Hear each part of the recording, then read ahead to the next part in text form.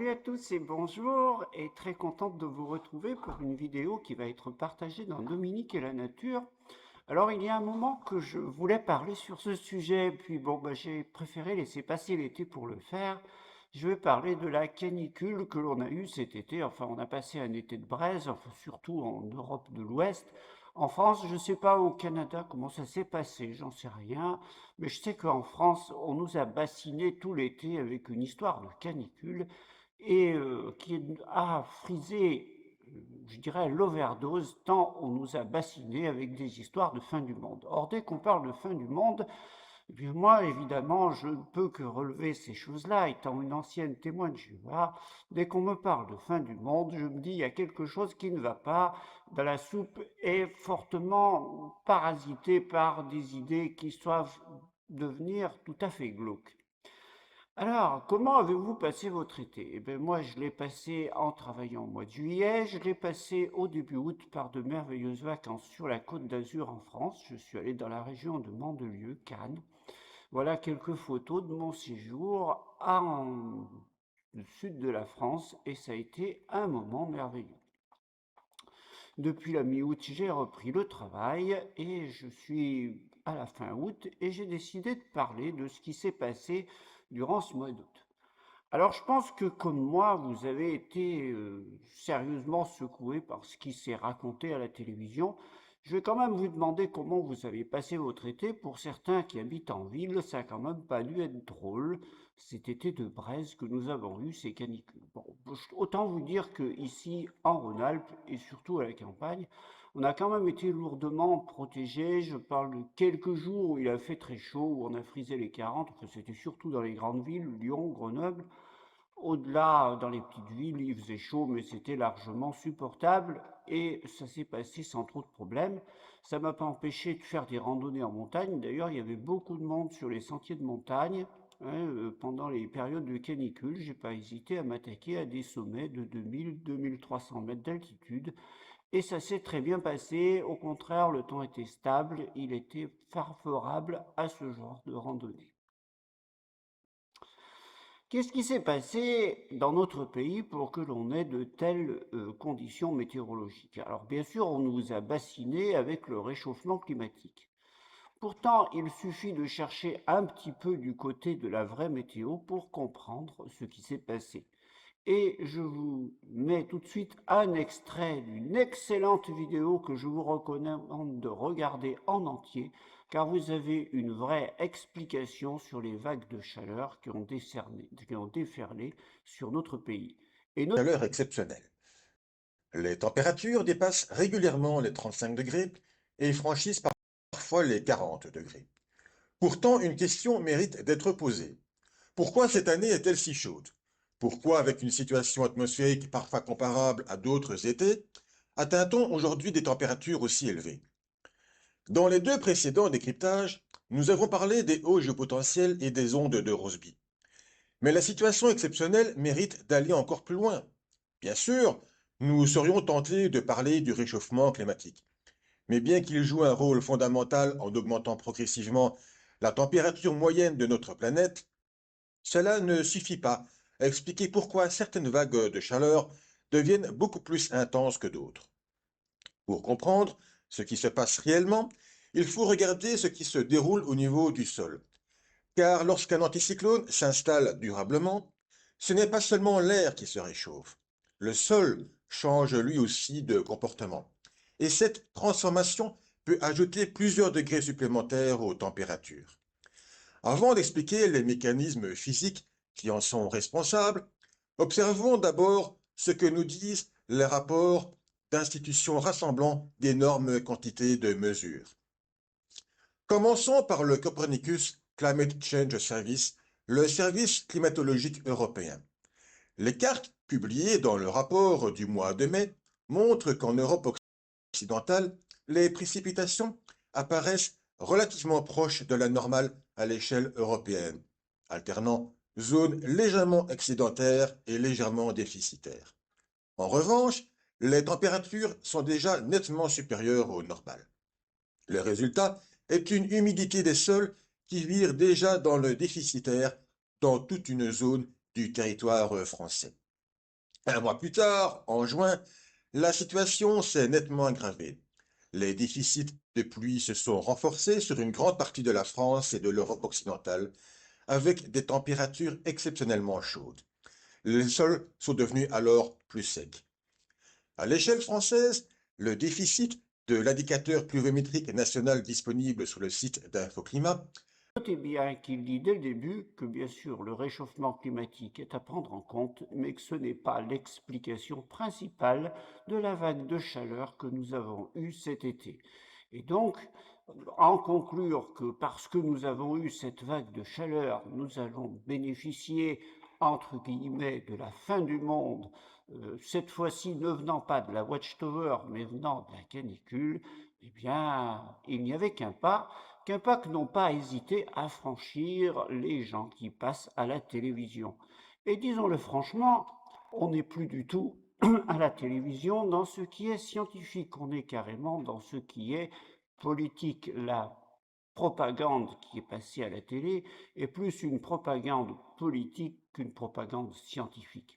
Ensuite, il faut s'interroger sérieusement sur ce qu'est le modèle télévisuel que l'on a aujourd'hui pour s'informer, parce que visiblement, ça part dans tous les sens et pas dans le sens de la vraie information, bien au contraire, mais plutôt dans le sens de faire du sensationnel pour se faire remarquer.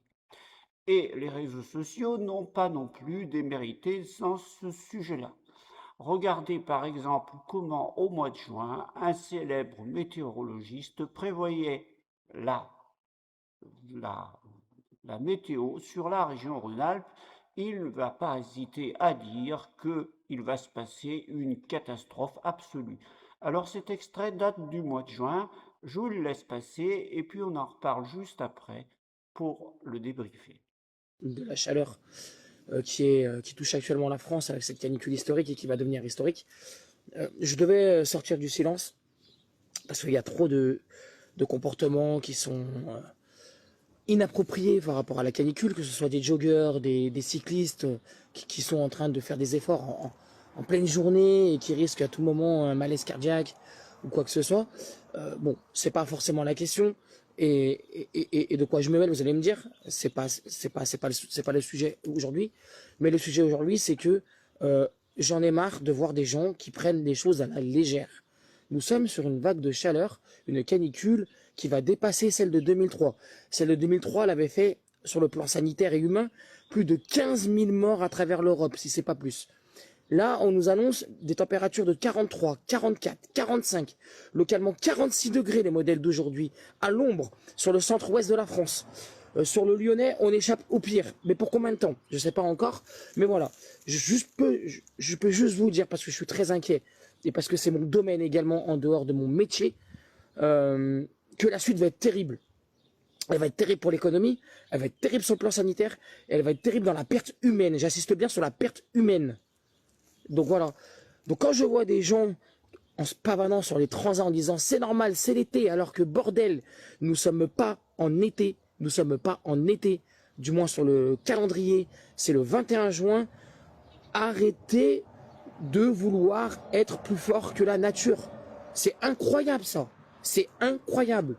Toutes les stats, elles sont là, on vous le démontre, on vous le dit, avec Ronald Info Météo, avec l'association, on vous le dit tous les jours que nous sommes vers un épisode caniculaire historique qui va faire mal, qui va mettre à mal les agriculteurs. La nourriture que nous consommons va être en péril, en danger. Je ne suis pas là pour faire de l'alarmisme, mais nous allons tout droit, chers amis. Nous y allons tout droit. Bon, alors, est-ce qu'il y a eu tant de morts que ça dues à la canicule? Alors, je ne sais pas, mais mis à part des personnes âgées, des gens qui ont fait quelques bêtises en allant travailler ou se mettre dans des situations pas possibles pour avoir trop chaud, je ne crois pas qu'il y ait tant eu de morts que ça.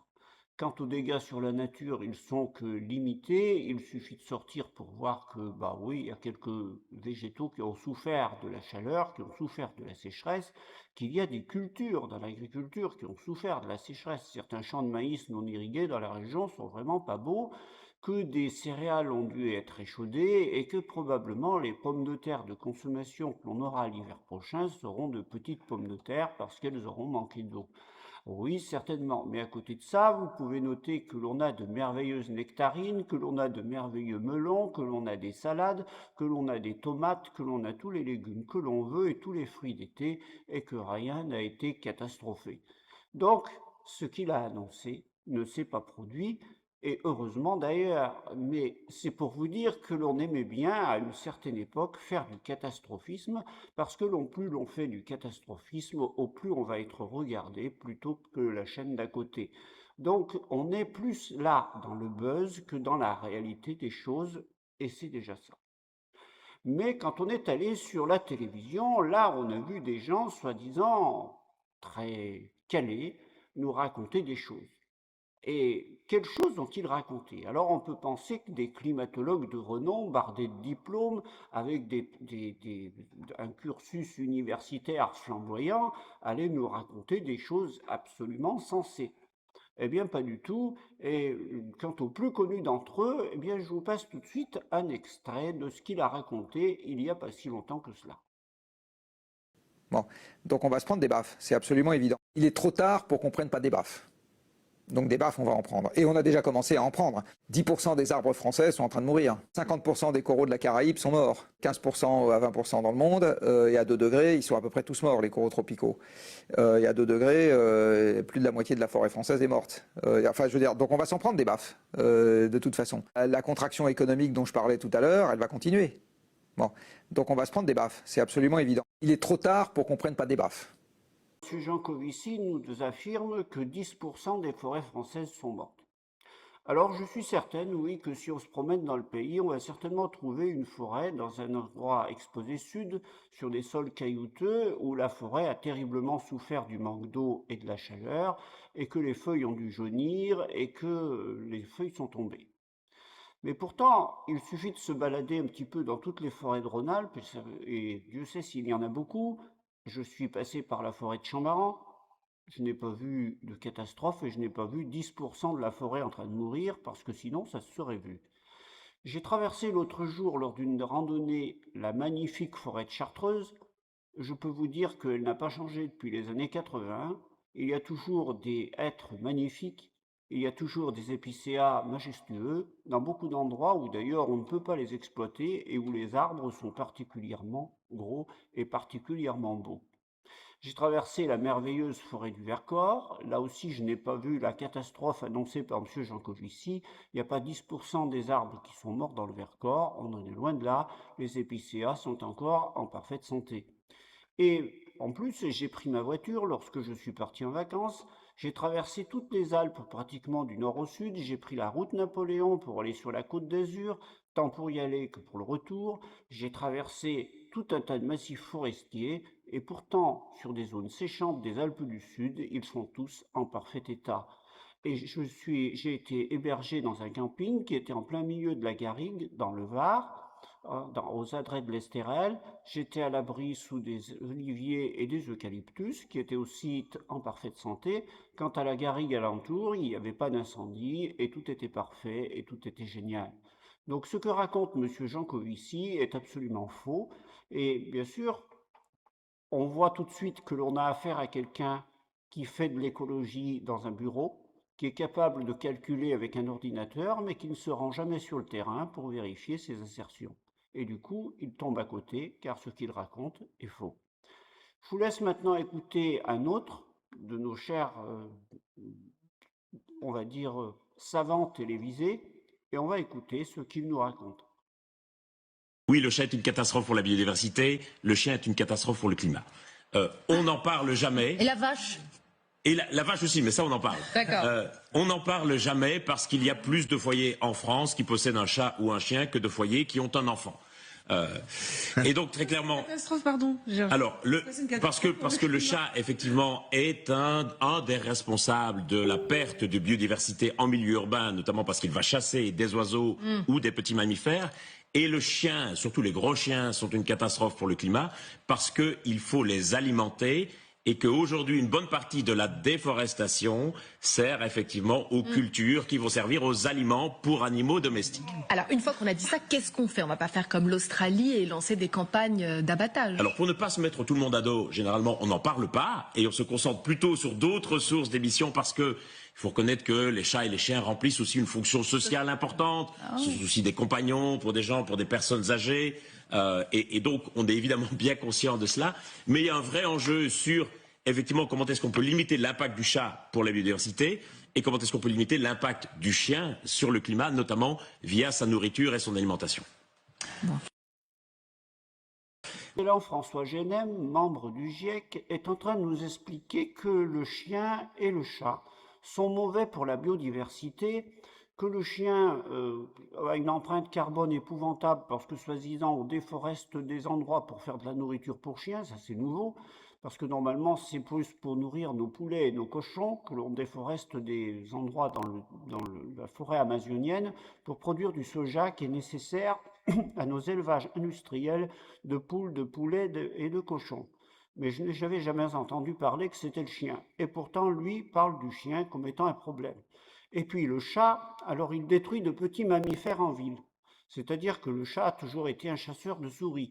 Donc selon M. François Genem, il faut laisser pulluler les souris dans les villes. Il ne faut surtout pas que le chat attrape une souris parce que c'est un crime. Et que la pauvre souris qui va être mangée par le chat est nécessaire à la biodiversité. Il manque de souris sur la Terre. Je ne sais pas d'où il sort de pareilles fadaises, mais là encore, je commence à me poser la question si ce sont véritablement des savants sérieux pour aller sortir des conneries pareilles. Eh bien si, ils n'hésitent pas à le faire. Mais attendez, ce n'est que partie remise. On va en écouter encore l'excellent Jean Covici qui va nous parler maintenant comme un curé. Il s'en prend au fait de divorcer. Vous ne devez pas divorcer parce que c'est mauvais pour la planète également.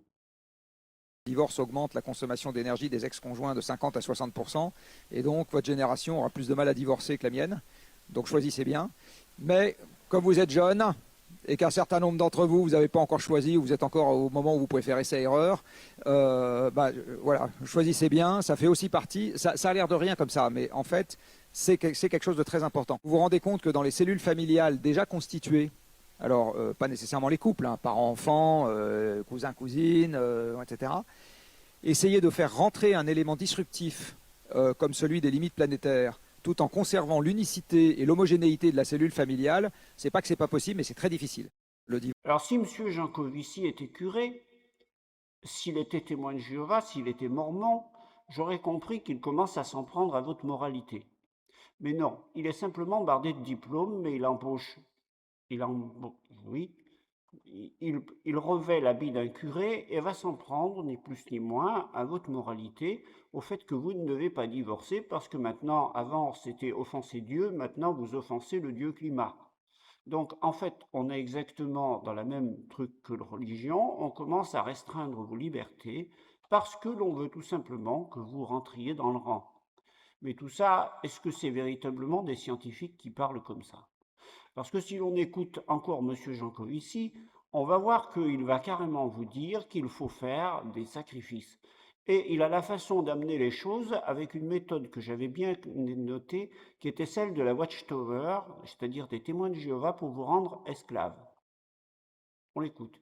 Qui est assez simple, c'est l'abandon volontaire d'un service permettant d'économiser derrière, et j'insiste sur volontaire, permettant d'économiser derrière l'énergie et les matières qui ont permis de fournir le bien ou le service. Je la distingue de l'efficacité, qui ne consiste pas à abandonner quoi que ce soit, mais qui est en gros une amélioration technique du bien ou du service. Et je la distingue également de la pauvreté, qui en termes physiques ressemble à la sobriété, sauf que c'est subi et pas voulu. Donc en fait, il y a trois manières pour moi d'économiser de l'énergie ou d'économiser des ressources. Ah bon, Monsieur Jean Covici veut résoudre la pauvreté. Mais comme il ne veut pas que vous soyez pauvre, il va vous dire que c'est choisi, que c'est vous qui l'avez voulu. En quelque sorte, c'est comme la Watchtower qui vous disait « Mais vous n'êtes pas esclave de Jéhovah, mais c'est vous qui l'avez choisi, et c'est bien d'être esclave. » Et en fait, vous deveniez esclave de la Watchtower, vous étiez content d'aller prêcher alors que vous le détestiez. Lui, il vous le dit exactement la même chose. Vous allez être content d'être pauvre même si vous le détestez. Mais qu'est-ce que cherche M. Jancovici? À devenir un nouveau gourou? Parce qu'il en prend le chemin, mais à grandes enjambées, là. Et d'ailleurs, à bien y réfléchir, dans le passé, qu'est-ce qui a créé la religion si ce n'est les incidences climatiques? Qu'est-ce qui a modifié certaines religions si ce n'est les incidences climatiques? Par exemple, le wahhabisme. Vous savez, ce courant religieux de l'islam très dur qu'il y a en Arabie Saoudite. Vous savez comment il est né? Il est né suite à des épisodes de sécheresse. Et bien sûr, l'humain s'est demandé pourquoi les dieux lui faisaient endurer pareille difficulté. Et quelqu'un a dit, bah, c'est tout simplement parce que vous appliquez mal le Coran. Appliquez-le encore plus, faites encore plus de sacrifices, et ça ira mieux. Eh bien, M. Jancovici et tous nos scientifiques font exactement la même chose. Ils sont en train de vous dire, si vous avez des problèmes avec le climat, c'est parce que vous avez péché, vous avez émis trop de CO2. Et donc, résultat, vous devez faire des sacrifices pour rentrer dans le rang et vous serez béni. Mais c'est ni plus ni moins ça. Ces gens sont en train de devenir de la religion, ni plus ni moins. En fait, derrière tout cela, il y a des ambitions politiques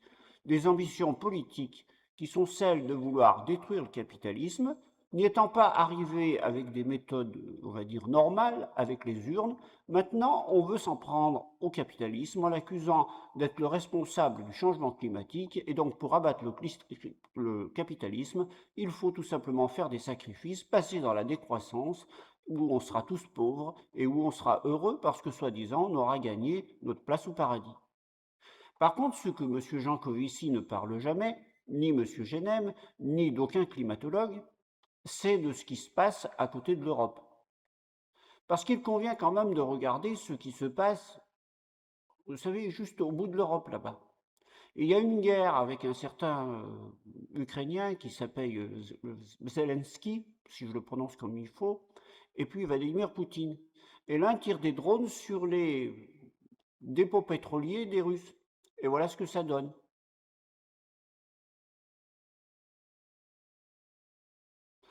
Alors si ça, c'est rien du tout, ben, je ne sais pas ce que vous faites, vous, avec votre petite voiture diesel quand vous allez à votre travail.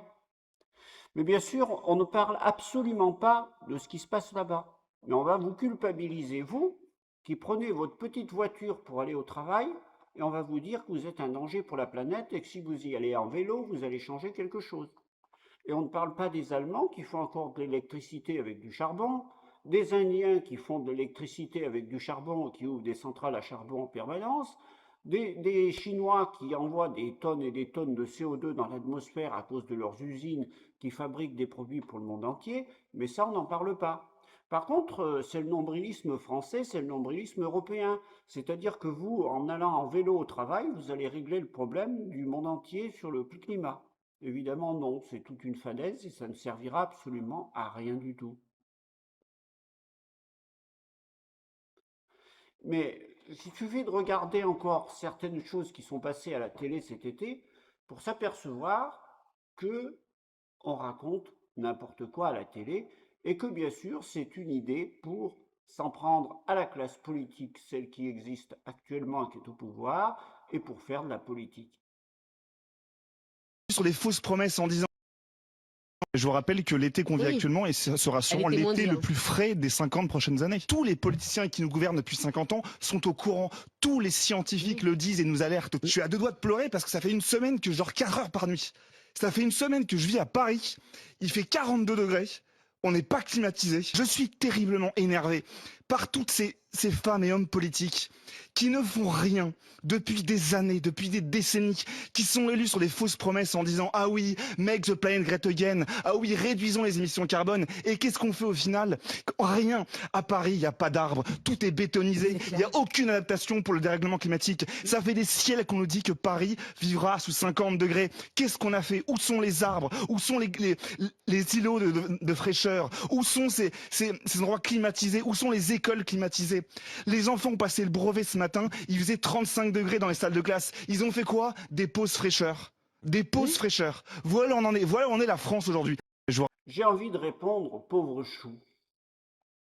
Le voilà qui est à Paris, il vit dans un appartement où il fait 40 degrés, il n'a pas les moyens s'acheter un petit refroidisseur d'air dans lequel il mettra 2 gros glaçons en face de son lit et il pourra dormir? Il n'a pas les moyens de faire ça? Vous voyez, moi qui suis smicarde, qui habite en province, ben, j'ai un petit refroidisseur d'air qui m'a servi quelques nuits cet été. Quand je pouvais vraiment pas dormir, qu'il faisait trop chaud, je le mettais sur un tabouret en face de mon lit, avec 2 gros glaçons à l'intérieur, et ça me soufflait de l'air frais sur moi, et ça suffisait pour s'endormir. Voilà, il n'en fallait pas plus. Alors ce monsieur n'est pas capable de ça, mais il est capable d'hurler sur un plateau télé pour pour s'en prendre aux politiques, et d'ailleurs faire pousser des arbres. Mais M. Jancovici nous a dit tout à l'heure qu'ils allaient tous mourir. Donc à quoi bon planter des arbres puisque l'autre vous dit qu'ils vont être supprimés? Donc il faudra qu'ils se mettent d'accord où on plante des arbres, où on en enlève, où ils vont crever. C'est pas la peine de faire ou l'un ou l'autre. Parce on n'y est pas allé de main morte. On a parlé que les choses vont empirer encore. Dans quelques années, il fera 50 degrés en France. Alors je ne sais pas d'où ils se basent pour trouver de pareilles assertions. Toujours est-il que c'est dans leur pure imagination et leur pur fantasme. Il n'y a aucune raison qu'ils fassent des canicules encore l'année prochaine. Peut-être qu'il y en aura, peut-être qu'il n'y en aura pas. C'est des épisodes météo. Ils vont dans un sens ou ils vont dans un autre, exactement. Donc il ne faut pas nier la vraie science, le réchauffement climatique. Il ne faut pas dire que c'est faux. Il y a des gens qui ont travaillé là-dessus et qui disent qu'à force d'envoyer du CO2 dans l'atmosphère, eh ben, c'est pas bon et qu'on peut arriver à avoir des gaz à effet de serre qui augmentent en quantité. Ben oui, mais il faut en tenir compte, c'est absolument vrai.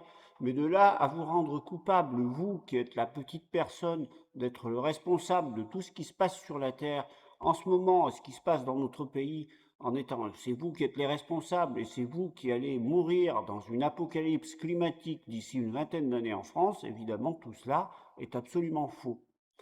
Et lorsqu'on arrive vers la fin de cette vidéo, je vais vous la finir en vous montrant plusieurs choses.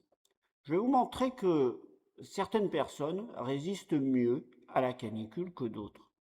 Et pourquoi je dis ça? Par exemple, quand on parle de la canicule de 1976, on se fait tout de suite rabrouer en disant qu'en 1976, il ne s'est rien passé et que de toute façon, c'était maintenant qu'il y avait des canicules et qu'avant, il n'y en avait pas. En 1976, j'avais 12 ans. Je l'ai donc vécu, la canicule de 1976. Je m'en rappelle, c'était une des dernières fois où mes parents m'avaient autorisé à aller en vacances chez mes grands-parents à Saint-Jean-de-Moiran. Et donc, c'était une année où j'avais pu jouer dans la rue, où on avait joué avec des pistolets à eau, qu'on avait joué au lavoir et qu'on avait profité de longues soirées où il faisait toujours chaud. Mais à l'époque, on ne parlait pas de mortalité. Personne n'en parlait. Et pourtant, il y en avait eu des gens qui avaient véritablement souffert de températures qui étaient aux alentours de 35-36. Si vous regardez le journal télévisé que je vous mettrai en dessous la vidéo et vous pourrez le visionner en entier de cette époque, on vous montre que le Conseil des ministres qui s'était tenu à l'époque était avec des ventilateurs parce qu'il faisait beaucoup trop chaud. Il devait faire aux alentours de 35-36 dans l'hôtel dans le palais de l'Élysée avec Valéry Giscard d'Estaing et Jacques Chirac, le Premier ministre de l'époque. Mais la question qui se pose, c'est pourquoi les gens supportaient mieux la canicule dans le passé qu'ils ne la supportent aujourd'hui? Je vais peut-être être un peu méchante, mais l'explication, elle est toute simple. Dans les années 70, les gens, ils étaient minces pour la plupart. Les gens qui étaient gros, je ne vous dis pas qu'il n'y en avait pas, mais des hommes ventrus, il y en avait quelques-uns, ceux qui buvaient en particulier, ceux qui buvaient du vin. Il y avait des gros ventrus, des gros bedonnants à la couenne rouge, ouais. Il y avait quelques gens obèses, mais qui étaient dus plus à la maladie, qui étaient dus plus à des problèmes hormonaux, quelque chose comme ça. Mais l'immense majorité des gens, tant hommes que femmes, étaient extrêmement minces. Et tous les enfants, on était minces. Il n'y avait pas d'enfants obèses. Ça n'existait pas. Alors quand vous êtes mince, vous supportez très bien la chaleur. Par contre, vous ne supportez pas le froid. Par exemple, moi, je crains énormément le froid, mais je me fiche de la chaleur. Mais cherchez la graisse chez moi, vous aurez du mal à en trouver. Et d'ailleurs, quand je vais au travail et que je vois les gens qui se plaignent de souffrir de la chaleur, ben c'est toujours les gens qui ont de la graisse. Eux souffrent de la chaleur. Moi, je n'en souffre pas. Mais ça dépend de l'alimentation. Parce qu'en 1976, il n'y avait pas de malbouffe. Ça n'existait pas. En 1976, il n'existait encore que très peu de supermarchés. Oui, il y avait les premiers mammouths qui existaient, les premiers centres Leclerc, je ne sais pas s'ils existaient en 1976, mais moi je me rappelle des commissions faites à la COP, faites à Codec, faites au casino, à l'économique ou dans de petites épiceries. Et là, le choix était limité. Et qu'est-ce qu'on mangeait? Bon, on mangeait des légumes de saison. Il n'y avait pas de camion pizza. Il n'y avait pas de choses qui sont de la malbouffe. Quant au coca, ça existait, mais c'était peu bu. La bière était bue en quantité bien plus limitée qu'aujourd'hui. Alors qu'aujourd'hui, il y a une consommation de bière qui a explosé. Or, dans la bière, il y a beaucoup de sucre, donc il y a de quoi vous faire grossir. Bref, les gens qui sont gros supportent moins la canicule. Et cherchez pas pourquoi, il y a tout plein de gens qui souffrent terriblement aujourd'hui alors qu'ils ne souffraient pas avant. C'est pas la canicule qui est plus puissante, si elle a été plus puissante, mais c'est surtout les gens qui sont moins aptes à la supporter. Et puis, d'ailleurs, quelqu'un d'autre l'a dit. Je vous passe ce court extrait vidéo où il le dit. Résistent mieux à la chaleur que d'autres. Alors certes, il y a un facteur physique qui est vraiment à prendre en charge, mais pas que. Des personnes répètent en boucle « j'en peux plus de cette chaleur, c'est insupportable ». Plus elles le disent, plus elles souffrent. Il y a un mécanisme, en fait, ce qui se passe qu'on t'explique pas, c'est que plus tu vas résister à une sensation physique, plus tu vas lutter contre elle, plus tu vas la verbaliser, ton cerveau interprète ça comme une menace, donc il amplifie le signal. Moi, j'ai interprété cette chaleur comme une donnée neutre. Ton environnement, ce n'est pas ton ennemi, c'est l'interprétation que tu en fais qui l'est. Et puis dernière chose, quand on vous parle de canicule, est-ce qu'il faut vous enfermer chez vous? Ben, ceux qui se sont enfermés chez eux, à un moment, ils se sont battus. Vous vous rappelez de l'épisode qui s'est passé dans un Lidl, à un certain moment en France, pour une promotion sur des soi-disant climatiseurs qui en fait devaient être des refroidisseurs d'air et sur des ventilateurs? Les gens se sont littéralement battus. Mais pourquoi ils ont fait ça? Ben, tout simplement à cause de cette stupide propagande télévisuelle. Et on peut bien parler de propagande. Et je terminerai en vous passant cet excellent extrait de l'excellent Johann Chapoutot. Parce que lui qui est historien, vous dit ce qu'il pense de la télévision et des plateaux de télévision. Et là, je ne peux qu'applaudir ce qu'il dit, parce que c'est exactement ça. Ces robinets à poncifs qu'on ouvre en allumant les télévisions, ce qui est dû d'ailleurs à une économie médiatique particulière, celle de la chaîne dite d'infos en continu, où vous faites des plateaux, parce que ça coûte rien. Vous n'avez plus d'enquête, plus de reportage, plus d'investigation, rien. Vous mettez 6 morts-vivants en plateau qui sont contents d'être là. Et la chaîne ne paye en réalité que le chauffage, l'électricité, la lumière. Non, mais vraiment, c'est un modèle économique. Et ensuite, il faut remplir le tube avec des imbéciles qui sont là parce qu'ils n'ont rien d'autre à faire, vraiment, hein, et parce qu'ils ne travaillent pas. Parce que pour passer sa vie sur les plateaux, plus le maquillage, le transport, etc., vous ne travaillez pas par ailleurs. Vous n'avez pas le temps de préparer, de travailler sérieusement. Des morts vivants qui sont contents d'être là. Monsieur Jancovici, c'est un mort-vivant. Monsieur Genem aussi. Des gens qui ne travaillent pas. Oui, évidemment. Parce qu'on ne peut pas être au four et au moulin. C'est quelque chose qui m'était déjà venu à l'esprit quand il y avait eu le Covid. Quand il y avait eu le Covid, je voyais un des docteurs qui venait tous les jours sur les plateaux de télévision. Et je m'étais dit en moi-même, mais comment ils font pour tenir leur cabinet et être toujours sur les plateaux de télévision? En fait, ils ne travaillaient pas. Parce qu'en pleine épidémie, un médecin, il ne doit pas être sur un plateau de télévision, il doit être dans son cabinet où sa salle d'attente est pleine de malades. C'est là qu'il est. C'est pas sur un plateau télé. Donc s'il est sur un plateau télé, c'est qu'il ne travaille pas. Eh ben, monsieur Jancovici, tous les monsieur Genem et toute la bande qui sont sur les chaînes d'infos en continu, qui sont dans les émissions de France Télévisions, c'est-à-dire les C'est à vous, les C'est dans l'air, les En Société, etc., où l'on fait des plateaux et où il y a des morts vivants et où on la remplit avec des imbéciles. Eh bien, on vous concocte toute cette propagande télévisuelle qui vous a abreuvé de propagande sur la fin du monde pendant tout l'été. Ces gens se présentent comme des scientifiques, mais en fait, selon M. Chapoutou, ce sont des morts vivants et des imbéciles, ni plus ni moins. Alors, ce n'est pas les scientifiques que je mets au placard, c'est ces gens-là. Ces gens-là ne valent rien.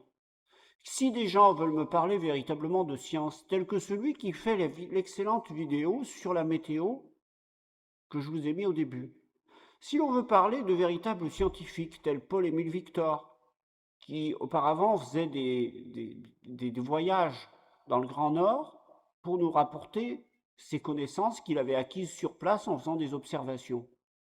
Ça d'accord, c'est de la vraie science. Mais pas quelqu'un qui passe sa vie sur les plateaux télé à mélanger la politique et la science. En France, on a séparé la religion et la politique en 1905. Je pose la question maintenant, est-ce qu'il ne va pas falloir aussi séparer la politique et la science? Mais quand on parle de science qui veut s'immiscer dans la politique. Et là, ça ne va pas du tout. Le dernier point que je veux aborder, c'est qu'en faisant cette propagande sur la fin du monde, vous avez servi la soupe, mais d'une façon géniale, à tous les vendeurs de propagande sectaire qui puissent exister. J'ai été chez les témoins de Jéhovah. Je peux vous dire que quand Picard, qui a été ressorti cette année, Jacques Picard, qui annonçait la fin du monde en 2030, dans les années 70-80, il avait été repris par Watchtower. Parce que la Watchtower voyait dans Jacques Picard quelqu'un qui disait exactement la même chose que la Watchtower. Le monde est fini, la fin du monde arrive, et vous devez vous repentir. Mais ça n'a pas traîné. Regardez ce que font les évangélistes sur YouTube. Ils font des vidéos en rapport avec les événements climatiques, montrent que nous sommes à la fin des temps. Les scientifiques, enfin les pseudo-scientifiques, vous parlent de fin du monde, et de l'autre côté, les sectes récupèrent ce genre de choses pour en faire leur propagande en disant, voyez, il n'y a même pas que nous qui le disons. C'est quand même abominable ce genre de choses. Alors je terminerai sur une note positive cette vidéo. Vous avez compris que les morts-vivants qui passent à la télé sont des idiots, sont des imbéciles, pour reprendre l'excellent Jacques Chapoutot, et qu'il ne faut pas écouter ces gens-là. Ils ont d'autres agendas derrière la tête que la science. Même s'ils sont bardés de diplômes, c'est autre chose qu'ils ont derrière la tête. C'est pas la science. C'est au contraire des histoires politiques et des histoires fumeuses. Tout ça pour vous dire que si vous ne tenez pas compte de ça, vous vivez. Moi, j'ai pas hésité à prendre des vacances, j'ai pas hésité, malgré la canicule, à aller faire de la montagne. J'ai pas hésité à aller dans le sud. Et je terminerai avec une fabuleuse image qui a été sortie par quelqu'un dans la région à l'époque des pires canicules que l'on avait au mois de juin, au mois de juillet. Allez, on va terminer là. Prenez soin de vous. Faites attention à ce que vous regardez, parce que la vie est belle. On continuera de vivre dans un beau pays, la France, et tout va bien en fait, même s'il y a eu une année trop chaude qui a certainement fait du mal à certaines économies d'exploitation agricole, ça faut bien le reconnaître. Il y en a qui ont dû perdre des récoltes, il y en a qui vont manquer de fourrage pour leur cheptel cet hiver parce que mais il y a des solutions, hein. Il a plu, il suffisait de semer du colza fourragé et bref, j'ai été agricultrice donc je sais qu'il y a toujours des méthodes pour se sortir d'embarras quand on est pris dans des situations comme ça. Donc, il n'y a pas de catastrophisme qui va arriver. Vous pouvez continuer de profiter de notre beau pays et de vivre heureux. Allez, puis la prochaine vidéo, parce que je continue mes investigations sur l'histoire de la prédication des témoins de Jéhovah, elle va venir et vous l'aurez avec, je pense, des révélations assez surprenantes à venir, mais c'est un gros travail d'investigation que je fais en ce moment. Merci à tous et bonne soirée.